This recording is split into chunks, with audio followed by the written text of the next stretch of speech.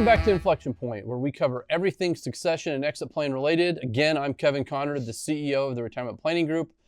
We are the dedicated, fee-only, 100% fiduciary firm that manages over $2.5 billion, and we fall under the Cetera family. I am, again, very lucky to have Tom Saboto here with me, who is Cetera's corporate director, development director. We've done quite a few of these podcasts. I'm hoping everybody by now is getting the general gist of it, but this is a podcast that's really designed to uncover, pull the curtain back on what does building a succession plan look like, what does exit planning look like, and more importantly, what are some of the pitfalls that you can run into, and or what are some of the things that you can be doing to set yourself apart and up for future success. Kevin, the best thing I heard you just say now is that you're lucky to have me here. You know right? what? Because I do want to point out for the audience that we are live. We are not a chat bot, right? We're not artificial We're intelligence. not artificial intelligence, Yes. so you are lucky to have me here. I'm well aware. You make that aware every time. That's why I'm always picking up the dinner tab, buddy. Yeah. I thought that it would be, we get this question from time to time. And I think it's because we've talked to literally hundreds of advisors that have started to enter into the waters of succession planning, or are at the point where they're doing a full exit and they're evaluating where do they go, what should I. And one of the questions I really want to unpack here today is, I as a seller or I as a looking for succession, what should I be looking for from a prospective buyer or successor? What attribute should I be looking for? Yeah, I mean, look, there's so many words that come to mind, but I would say honesty, integrity, someone who has done this before, so that you're not the guinea pig. Right, yeah. Because you don't want to be that guinea pig. A suitable buyer who can actually close the deal and doesn't have to come back to the table when you're close to that deal date and say, I'm sorry, but I couldn't get the financing for it. A buyer that has a structure already built into their own business that can do right by the client, right? You can't sell your business or find a successor and just throw those clients to that potential buyer and then hope for the best, right? Yep. No, Does that buyer have a capable team and resources to support that client base? Because it's not going to make sense to overload them with your clients that they have to take over. You know, so you touched on a couple of things. You know, a big chunk of advice I would give is to keep the end in mind. So think about this: a deal is already done. What does life look like? And then work backwards from there. A lot of times, advisors that are looking to sell or succession are looking for and evaluating the numbers and the terms of the deal. And do not get me wrong, everybody, those are really, really important things. But one of the things that you have to be doing... Well, terms are more important than price. Terms are way more than price, right? We've talked about this before, right? Yeah. You know, I've used the example, your firm's worth $10 million, we'll give you $1 a year for your firm for 10 million years. Yeah. Those are right. obviously terrible terms. Right. No one's going for that. Yeah, and you're 70 years old, so good luck collecting on that. Right, it's just not going Right. to happen. Or they put giant metrics out there that you can't hit to get the actual headline price they were quoting you. No, but beyond the numbers, and I watched this happen with advisors that we talk to, and they start to realize something. You're going to have to go explain to your clients why you're making this decision, all right? And how is it good for them? So one of the really good things, lead-off stories, is I want to make sure you're taken care of in the event that I got hit by a meteor. So I'm doing planning work so that you're not left twisting in the wind. Same for your staff. But there needs to be more to it. You need to be working on the strategic reasons why you selected that firm. If you have a bunch of suitors, and I say the term suitors, a bunch of potential interested buyers, why did you select that buyer? And you got to take those strategic reasons that you did and start to be able to paint a story that the client can understand. Because if they're not going to understand, oh, I did a succession plan and they'll take over if I get hit by a bus. They're going to want to know, well, who's this new firm I'm going to? If you did decide to retire, who am I going to be working with? And what does that buyer provide to me that you haven't provided yet? Right. So like, for example, do they have planning services because say that advisor's never done planning work before? Do they have in-house tax? Do they have in-house estate planning? Do they have the ability to get transact insurance? Do they have a curated process for the client to go through? These are incredibly important to be able to articulate this to the client because they are going to ask you, really, what's in it for me? And I trust you because I've been working with you for 20 years, but what does it look like if you're not around? Who is this firm? Well, how long right, have they because been the around? client, the duty and obligation you have as a fiduciary as well, right, is to not complicate the client's life, but to simplify the client's life. So you can't just, again, take this current business and plop it in somewhere else without there being some sort of benefit for the end client in mind, right? Today, life is moving really fast. We know it. It's oftentimes it's not what we want to happen, but it's just the way the world is working right now. So being able to say the buyer is actually going to help simplify some of the things that I, as a smaller business, have not been able to accomplish. Right? I'll have more time to spend on you. More time to spend with answer, you, right? Simplify your life, right? And maybe it's, okay, you're going to push one button. You're not going to push 4 buttons every day to be able to do things with me. It's one button now. Yep.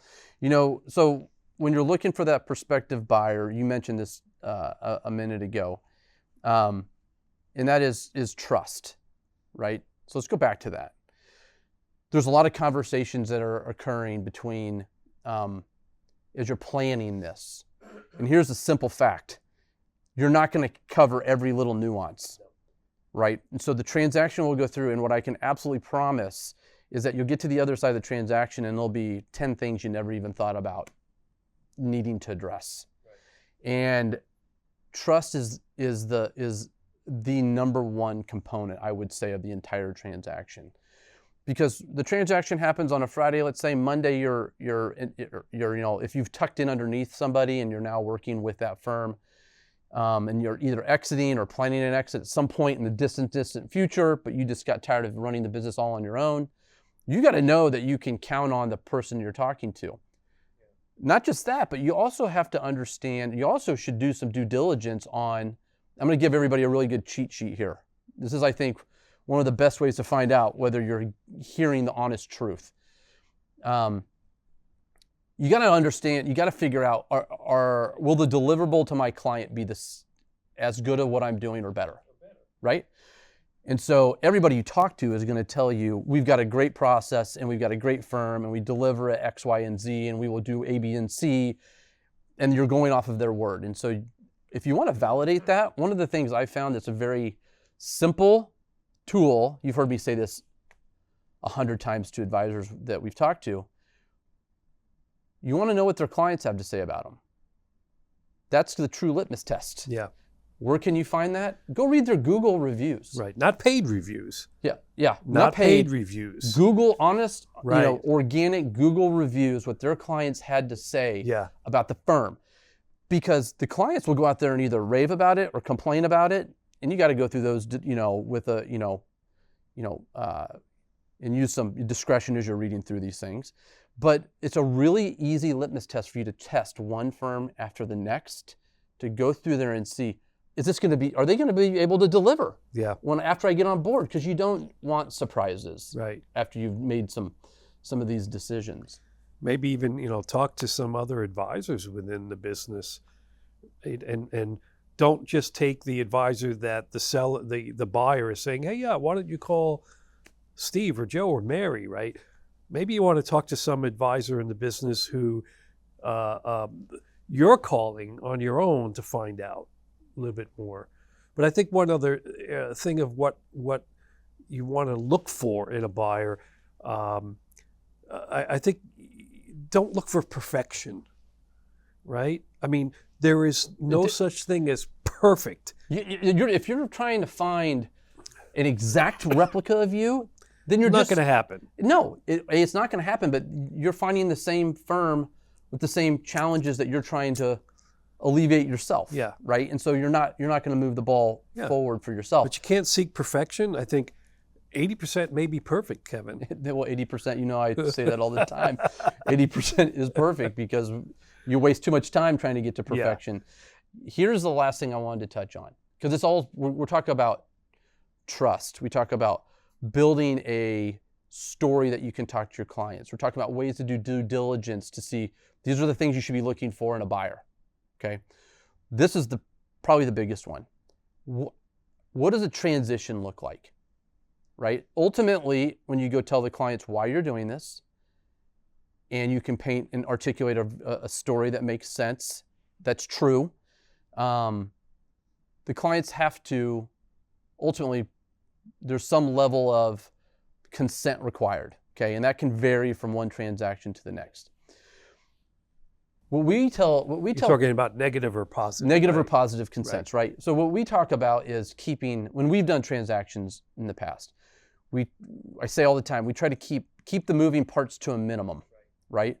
So if you can find a firm, it's not a mandate, but if they have similar philosophy on technology, what is the client going to have to change?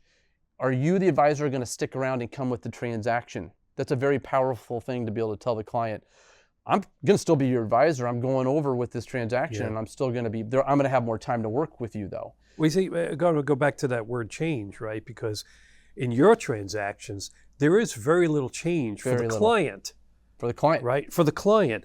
What the seller needs to realize is that there is change that the seller has to be willing to accept. Adopt. Right? And say, look, and if you're selling to someone and they tell you, oh, nothing's going to change, that's just not true. No. Right. Not true, right?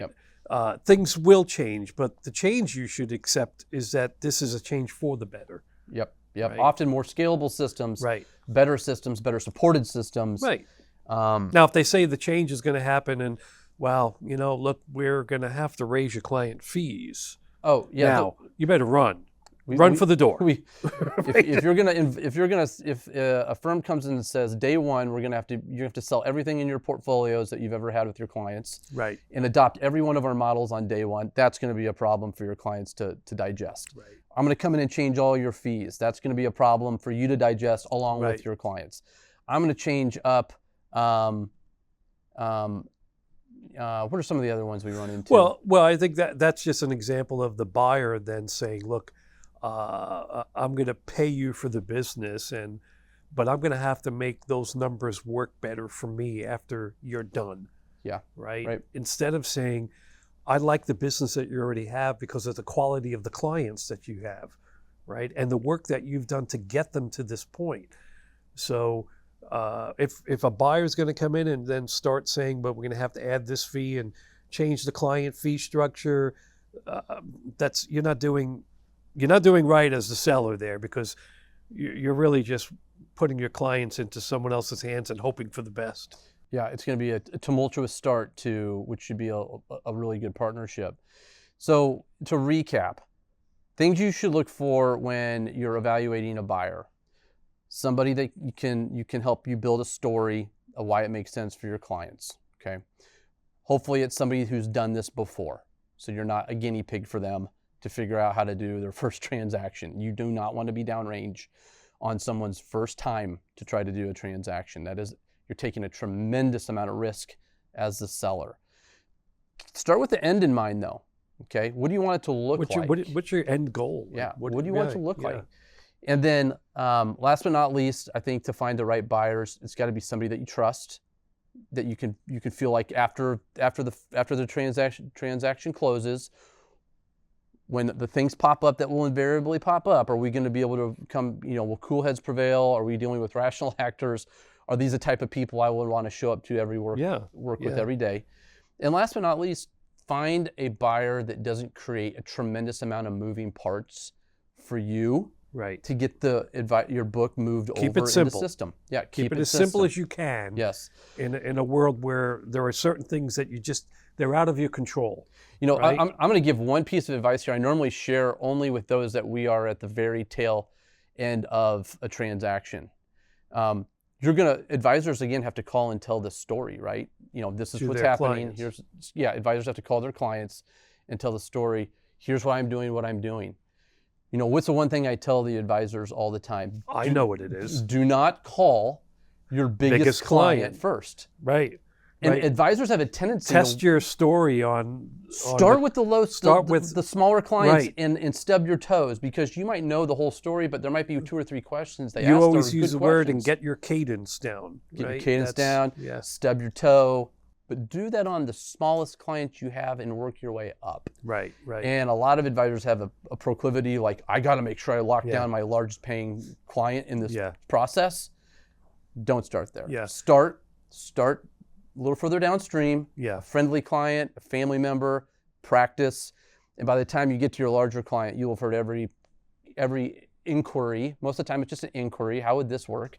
You'll have the answers to it. So look, I think for me, you know, if I was a seller, I'd also want to be talking to someone who, the word transparent is an easy word to put out there, but someone who's willing to guide them without saying, but I have to get this deal.